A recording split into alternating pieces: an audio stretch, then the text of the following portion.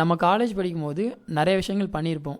But later that தான் நம்ம அதை ரியலைஸ் பண்ணுவோம். எப்போனா வந்து நம்ம வேலைக்கு போகும்போது இல்லை ஒரு சர்டன் ஏஜுக்கு அப்புறமா தான் நம்ம ரியலைஸ் பண்ணுவோம் அது எல்லாமே ஒரு முட்டாள்தனமான விஷயம் அப்படின்னு. ஸோ அதே கான்செப்ட் தான் இங்கேயும். எப்போதுமே பார்த்திங்கன்னா ஒருத்தவங்களை முட்டாளாக்கி தான் இன்னொருத்தவங்க என்ன பண்ணுவாங்கன்னா வந்து மணி மேக் பண்ணுவாங்க. அதே கான்செப்ட் தான் இங்கேயும். இப்போ இவங்களோட கோர்ஸ் பார்த்திங்கன்னா 3 months போட்டிருக்காங்க. 3 months தான் ஒரு 90 daysன்னு வச்சுக்கோங்க.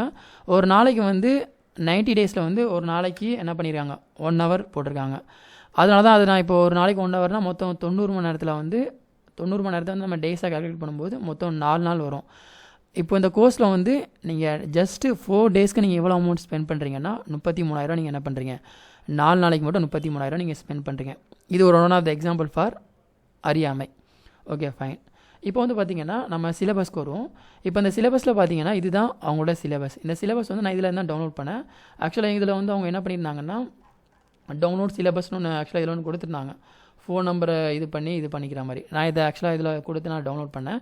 எனக்கு இந்த ஃபைல் வந்தது. இதில் பார்த்தீங்கன்னா மொத்தம் 35 இருக்குது, 35 பேஜ் இருக்குது. அண்ட் ஒவ்வொரு பேஜ்லேயும் பார்த்தீங்கன்னா நம்பர் ஆஃப் கான்செப்ட் இருக்குது. எனக்கு தெரிஞ்சு இப்போ ஒரு பேஜை கவர் பண்ணுறதுக்கு கண்டிப்பாக ஒரு 4 to 5 days ஆகும். அப்படி இருக்கும்போது அப்படி போனால் தான் என்ன பண்ண முடியும்னு பார்த்தீங்கன்னா ஒரு 90 daysல வந்து உங்களால் என்ன பண்ண முடியும் எல்லா பேஜில் இருக்கிற கான்டென்ட்டையும் என்ன பண்ண முடியும் எல்லா கான்செப்டையும் வந்து ஜஸ்ட் வாட் இஸ் வாட்டுங்கிறத உங்களால் என்ன பண்ண முடியும் லேர்ன் பண்ணிக்க முடியும். அவங்க வந்து இந்த மாதிரி உங்களுக்கு ஒரு கொஸ்டின் இப்போ வரணும், எதுக்காக அவங்க சிலபஸ்னு ஒரு விஷயத்தை இங்கே கொண்டு வர்றாங்க அப்படின்னு நீங்கள் விஷயம் தெரிஞ்சுக்கோங்க. இப்போது சிலபஸ்னு ஒன்று கொண்டு வரல அப்படின்னா என்ன ஆகும்னா உங்ககிட்ட இருந்து அவங்க என்ன பண்ண முடியாது, உங்ககிட்ட இருந்து அவங்க எஸ்கேப் ஆக முடியாது. இப்போ அவங்க என்ன பண்ணுவாங்கன்னா 90 நாளைக்குள்ள அவங்க என்ன பண்ணிடுவாங்க, உங்களுக்கு புரியுதோ புரியலையோ அவங்க என்ன பண்ணிடுவாங்க சிலபஸ் வந்து கம்ப்ளீட் பண்ணிடுவாங்க.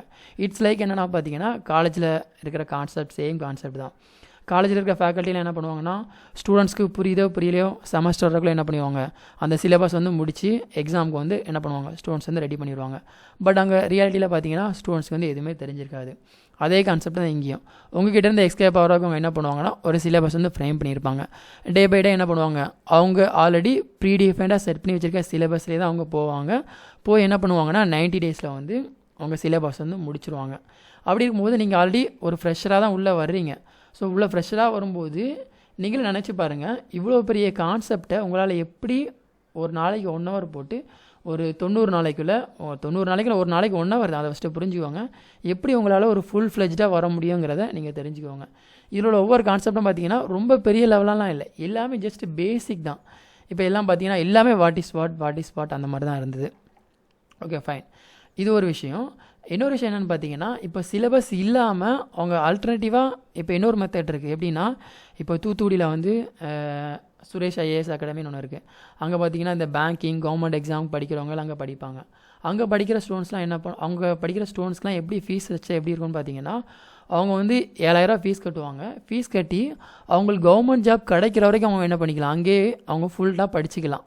அதே கான்செப்ட் அவங்க இங்கேயும் கொண்டு வந்தாங்கன்னா நல்லாயிருக்கும். இப்போ சுரேஷ் ஐஏஎஸ் அகாடமியில் வந்து அவங்க சிலபஸ்ங்கிற ஒரு பேட்டர்னை கொண்டு வரல. இந்த சிலபஸை முடிச்சுட்டு நீங்கள் என்ன பண்ணலாம், நீங்கள் வந்து இங்கே வர முடியாது, இப்படி ஃபர்தர்னா உங்களுக்கு இந்த பேட்ச் முடிஞ்சிருச்சு, நீங்கள் அடுத்த பேட்ச் தான் வரணுங்கிறத அவங்க சொல்லலை. அவங்க என்ன பண்ணுறாங்கன்னா உங்களுக்கு வேலை கிடைக்கிற வரைக்கும் நீங்கள் என்ன பண்ணிக்கலாம், இந்த 1 time ஃபீஸில் நீங்கள் வந்து ஃபுல்லாக படிச்சிக்கலாம்னு சொல்லியிருக்காங்க. அதே மாதிரி அவங்க இங்கேயும் கொண்டு வந்தாங்கன்னா பரவாயில்ல, நம்ம பாராட்டலாம். வேலை கிடைக்கிற வரைக்கும் இல்லை வந்து அந்த பையன் நல்லா ஃபுல் ஃப்ளெஜ்டாக அவனுக்கு நல்லா நாலேஜ் கிடச்சிருச்சு அப்படின்னா வந்து அவனே வேலைக்கு போயிடுவான், அதில் எந்த ஒரு டவுட்டும் கிடையாது.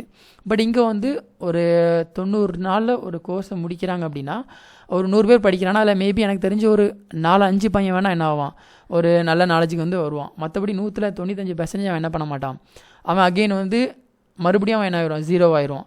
ஸோ அதுக்கு ஆல்ரெடி அவன் வந்து அவன் வேலை கிடைக்கிற வரைக்கும் இதே இடத்துல வந்து அவன் ஃபுல்லாக படிச்சிக்கலாம் அங்கே கொண்டு வந்திருந்தாங்கன்னா பரவாயில்ல, நம்ம அதை பாராட்டலாம். கோர்ஸோட ஃபீஸ் பார்த்திங்கன்னா அங்கே கூட 7,000 தான் வாங்குறாங்க. பட் இங்கே 33,000 வாங்குறாங்க. 33,000 ஜஸ்ட் ஃபார் 4 days தான். இது ஒரு பெரிய முட்டாள்தனம் தான். இதில் இந்த கோர்ஸை ஜாயின் பண்ணுறவங்க என்ன பொறுத்தவரைக்கும் ஒரு பெரிய முட்டாள் தான். அவங்க வந்து எப்போ ரியலைஸ் பண்ணுவாங்கன்னா நான் ஸ்டார்டிங்லேயே சொல்லியிருந்தேன், அவங்க ஒரு ஏஜில் வந்து நம்மளுக்கு எதுவுமே தெரியாது. ஆக்சுவலாக இப்போ நானே பார்த்தீங்கன்னா காலேஜ் படிக்கும் போதெல்லாம் முட்டாள்தனமான விஷயங்கள் நிறையா பண்ணியிருக்கேன். நான் மட்டும் கிடையாது, நீங்களும் பண்ணியிருப்பீங்க. பட் ஒரு ஏஜுக்கு அப்புறமா தான் நீங்கள் ரியலைஸ் பண்ணுவீங்க, ஓகே இதெல்லாம் வந்து நம்ம இந்த மாதிரி விஷயங்கள்லாம் நம்ம பண்ணியிருக்கக்கூடாது, அடுத்தவங்க முன்னாடி நம்ம இது பண்ணக்கூடாது அது பண்ணக்கூடாது, நிறைய விஷயங்கள் இருக்காது. உங்களுக்கே தெரியும் ஒரு ஏஜ் போக போக நம்மளுக்கு என்ன வரும்னு பார்த்தீங்கன்னா நம்ம வந்து மெச்சூர்டாக ஆகிட்டே இருப்போம். அதே கான்செப்ட் தான் இங்கேயும். உங்களுக்கு ஒரு பேசிக் சென்ஸ் இல்லாமல் நீங்கள் என்ன பண்ணுறீங்க, இந்த மாதிரி 4 டேஸ்க்கு 34,000 கொடுத்து வந்து நீங்கள் உள்ளே என்ரோல் பண்ணுறீங்க. அண்ட் இதில் இன்னொரு விஷயம் என்னென்னு பார்த்தீங்கன்னா, நீங்கள் இந்த 4 டேஸில் வந்து நீங்கள் என்ன பண்ண முடியாதுன்னா எந்த ஒரு எரரும் வந்து நீங்கள் என்ன பண்ண மாட்டீங்க, ஃபேஸ் பண்ண மாட்டீங்க. அதுக்கு என்ன ரீசன் பார்த்தீங்கன்னா, அவங்களே ஒரு வெல் ஸ்ட்ரக்சர் சிலபஸ் போட்டாங்க. அந்த சிலபஸ்க்கு அவங்க என்ன பண்ணியிருப்பாங்க, ஆல்ரெடி ஒரு ஆன்சர் ஷீட்டாக என்ன பண்ணியிருப்பாங்க, ரெடி பண்ணி வச்சுருப்பாங்க. ஸோ அதே பேட்டர்னில் அவங்க போயிட்டே இருப்பாங்க, நீங்களும் என்ன பண்ணுவீங்க, அதே பேட்டர்னில் போயிட்டே இருப்பீங்க. இப்போ காலேஜிலலாம் பார்த்தீங்கன்னா ஆப்ரேட்டிங் சிஸ்டம் C++ன்னு சப்ஜெக்ட் இருக்குது அப்படின்னா, அந்த சப்ஜெக்ட்டுக்கு வந்து ஒரு ஃபேக்கல்ட்டி என்ன பண்ணியிருப்பாங்க, ஒரு புக்கு ரெடி பண்ணி வச்சுருப்பாங்க, ஒரு நோட் ரெடி பண்ணி வச்சுருப்பாங்க. அதில் இஃபெல்ஸ்ன்னு இருக்குது அப்படின்னா அந்த இஃபெல்ஸுக்கு வந்து ஒரு ஆன்சர் ரெடி பண்ணி வச்சுருப்பாங்க. அந்த ஆன்சர் தான் அவங்க என்ன பண்ணுவாங்க, 10-20 வருஷமாக என்ன பண்ணுவாங்க, சேம் ஆன்சர் சொல்லிக்கிட்டே இருப்பாங்க. அதில் எந்த ஒரு டிஃப்ரென்ஸும் இருக்காது. அதே மாதிரி தான் இங்கேயும் உங்களுக்கு அவங்க ஆல்ரெடி ரெடி பண்ணி வச்சிருக்க ஆன்சர் அவங்க என்ன பண்ணுவாங்க, உங்களுக்கு வந்து எக்ஸ்பிளைன் பண்ணிகிட்டே இருப்பாங்க, நீங்களும் அது பாட்டுக்கு போயிட்டே இருப்பீங்க. ஸோ இந்த டியூரேஷன் இந்த டைமில் வந்து நீங்கள் என்ன பண்ண முடியாதுன்னா, இந்த பெட்வீன் டைமில் வந்து நீங்கள் எந்த ஒரு எரரும் என்ன பண்ண மாட்டீங்க, நீங்கள் ஃபேஸ் பண்ணவே மாட்டீங்க. இதுக்கு அல்டர்னேட்டிவாக நீங்களே ஒரு இதை லேர்ன் பண்ணுறீங்க, இப்போ இஃபெல்ஸ் இன் ஜாவாஸ்கிரிப்ட் சம்திங் ஏதோ ஒன்று நீங்களே லேர்ன் பண்ணுறீங்க அப்படின்னா கண்டிப்பாக நீங்கள் என்ன பண்ணுவீங்க, ஒரு எரர் ஃபேஸ் பண்ணுவீங்க. அந்த எரர் ரெக்டிஃபை பண்ணும்போது இன்னொரு எரர் ஃபேஸ் பண்ணுவீங்க. அப்போ வந்து ஒரு எரரை ரெக்டிஃபை பண்ணுறதுக்கு நீங்கள் குறைஞ்சது என்ன பண்ணுவீங்க, ஒரு 5 மணி நேரம் 6 மணி நேரம் நீங்கள் வச்சுருந்தா கூட பரவாயில்ல. இங்கே வந்து நீங்கள் 3 மந்த்ஸ் ஸ்பெண்ட் பண்ணுறதுக்கு நீங்கள் இங்கே ஒரு 5 மந்த்ஸ் ஸ்பெண்ட் பண்ணால் கூட உங்களால் என்ன பண்ண முடியும், 5 மந்த்ஸில் வந்து நீங்கள் நிறைய எரர் ஃபேஸ் பண்ணுவீங்க. ஒவ்வொரு எரர்லையும் நீங்கள் என்ன பண்ணுவீங்க, நிறைய விஷயங்கள் வந்து நீங்கள் லேர்ன் பண்ணுவீங்க. ஃபார் எக்ஸாம்பிளுக்கு நான் இன்றைக்கி மார்னிங் ஒரு ஆப் பண்ணேன். ஆக்சுவலாக அது என்ன ஆப்னு பார்த்தீங்கன்னா, ஒரு கிளைண்ட்டுக்கு வந்து அவங்க என்ன பண்ணியிருக்காங்கன்னா ஒரு டிவி சேனல் வச்சுருக்காங்க, ஒரு ஷேக்கினார் அப்படின்னு என்ன பண்ணியிருக்காங்க, ஒரு டிவி சேனல் வச்சுருக்காங்க. அந்த டிவி சேனலில் வந்து அவங்க என்ன பண்ணிடுறாங்கன்னா அந்த ஏபிஐ எடுத்து என்ன பண்ண சொல்லியிருந்தாங்க, அந்த ஆப்பில் வந்து கால் பண்ண சொல்லியிருந்தாங்க. இதை வந்து நான் பண்ணிகிட்டு இருக்கும்போது நான் ஃப்ளட்டரில் பண்ணேன். ஸோ அப்படி பண்ணும்போது எனக்கு என்ன ஆச்சுன்னா, ஒரு புதுசாக ஒரு எரரை நான் என்ன பண்ணேன், நான் ஃபேஸ் பண்ணேன். இதுக்கு முன்னாடி அந்த எரரை நான் ஃபேஸ் பண்ணதே கிடையாது. அண்ட் இந்த டிவி சேனலில் ஏபிஐ எடுத்து நான் ஒர்க் பண்ணதில்லை. அதனால் அந்த மாதிரி ஒர்க் பண்ணும்போது எனக்கு ஒரு புதுசான ஒரு எரரை ஃபேஸ் பண்ணேன். அந்த எரரை வந்து ஆக்சுவலாக என்னோடய ஃப்ரெண்டு வந்து பார்த்திங்கன்னா ஃப்ளட்டில் வந்து ஒர்க் பண்ணிட்டு இருக்கான், நல்லா ரொம்ப நாலேஜான பையன். அவங்ககிட்ட கேட்டிருந்தேன் அப்படின்னா எனக்கு வந்து அந்த எரரை வந்து ஜஸ்ட் அவன் 5 மினிட்ஸில் கிளியர் பண்ணியிருப்பான். பட் நான் அவன்கிட்ட அதை கேட்கவே இல்லை. கேட்காம நானே ஃபுல்லாக என்ன பண்ணேன், இப்போ ஏஐ டூல்ஸ் நிறையா இருக்கும், உங்களுக்கு தெரியும். ChatGPTயில் போடுறோம் நம்ம. ChatGPTயில் சப்போஸ் உங்களுக்கு வந்து 99% உங்களுக்கு ஆன்சர் வந்துடும். பட் அங்கே 1% ஆன்சர் வரல அப்படின்னா அந்த 1% எடுத்து நீங்கள் கூகுள் ஜெமினியில் போட்டிங்கன்னா அங்கே உங்களுக்கு ஆன்சர் கிடைக்கும். இந்த மாதிரி நம்பர் ஆஃப் ஏஐ டூல்ஸ் இருக்குது. நான் 5 நிமிஷத்தில் அவன்கிட்ட கிடைக்கிற வேண்டிய ஆன்சரை வந்து நான் எனக்கு தெரிஞ்ச ஒரு 45 மினிட்ஸ் நான் அதில் ஸ்பெண்ட் பண்ணியிருப்பேன். 45 மினிட்ஸ் ஸ்பெண்ட் பண்ணி எனக்கு லாஸ்ட்டாக எனக்கு ஆன்சர் வந்தது. ஸோ இப்படி ஆன்சர் வரும்போது அதுக்கு முன்னாடி நான் நிறைய எரர் ஃபேஸ் பண்ணேன். ஒவ்வொரு எரரில் எனக்கு என்ன கிடைச்சிது, ஒரு ஐடியா கிடைச்சிது. அப்போ வந்து இன் ஃபியூச்சரில் நான் ஒரு ப்ராஜெக்ட் பண்ணுறேன் அப்படின்னா அப்போது எனக்கு அதே எரரை ஃபேஸ் பண்ணும்போது என்னால் என்ன பண்ண முடியும், ஈஸியாக வந்து அந்த ஸ்டெப்பை என்னால் என்ன பண்ண முடியும், பிரேக் பண்ண முடியும். பட் இதுவே நீங்கள் ஒரு சிலபஸில் போகிறீங்க, ஒரு சிலபஸ் பேட்டர்னில் போகிறீங்க அப்படின்னா அவங்க வந்து உங்களுக்கு எந்த ஒரு எரரையும் என்ன பண்ண மாட்டாங்க, ஷோ பண்ண மாட்டாங்க. அதுக்கு ரீசன் என்னென்னு பார்த்தீங்கன்னா, அவங்க ஆல்ரெடி நான் ஃபஸ்ட்டு சொன்ன மாதிரி ஒரு வெல் ஸ்ட்ரக்சர் ஒரு இது போட்டு வச்சுருப்பாங்க.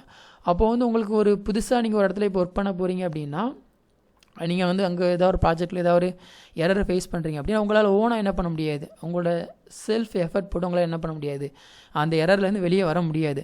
பட் இதுவே நீங்கள் பிகினிங்லேருந்து நீங்களே ஒரு இந்த கோர்ஸை நீங்கள் 3 மந்த்ஸ் ஸ்பெண்ட் பண்ண ரெடியாக இருக்கீங்க அப்படின்னா அதே இதை வந்து நீங்கள் என்ன பண்ணலாம், இங்கே இந்த கோர்ஸையாவது பார்த்தீங்கன்னா 3 மந்த்ஸில் வந்து ஒரு நாளைக்கு 1 மணி நேரம் தான் ஸ்பெண்ட் பண்ணுறீங்க.